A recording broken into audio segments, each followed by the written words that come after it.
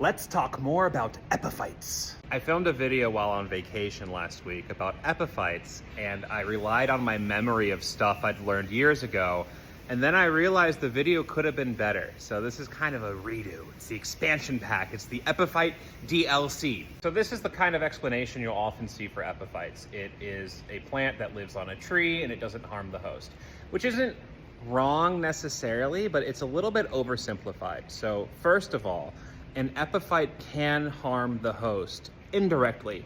For example, if you have a bunch of epiphytes growing on a tree branch, it can weigh down the tree branch to the point where the tree branch breaks.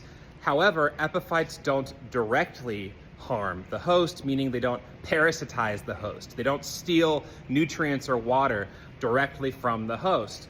And it is true that an epiphyte lives on another living plant, but there's different types of epiphytes. First of all, there's facultative versus obligate epiphytes. A facultative epiphyte is a plant that can grow epiphytically, but doesn't necessarily have to. And obligate epiphyte is one that has to grow epiphytically. And when we say, oh, an epiphyte grows on a tree and doesn't harm the host, you'll get questions like, does that mean English ivy is an epiphyte, for example? And that gets into the difference between growing terrestrially and growing epiphytically. And this is a mistake I made in my epiphytes video I filmed last week. So here's an example. I do not know what this is, but it is growing on a tree, right? And it's not harming the tree. But this is not growing epiphytically. It's just growing on the tree.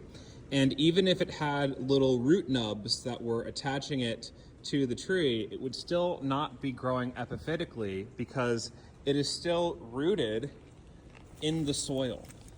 It is still emerging from the soil. And if I were to cut this and take away its access to its roots that are in the soil, it would wither and die. So this is not growing epiphytically. This is a terrestrial plant that's just climbing a tree.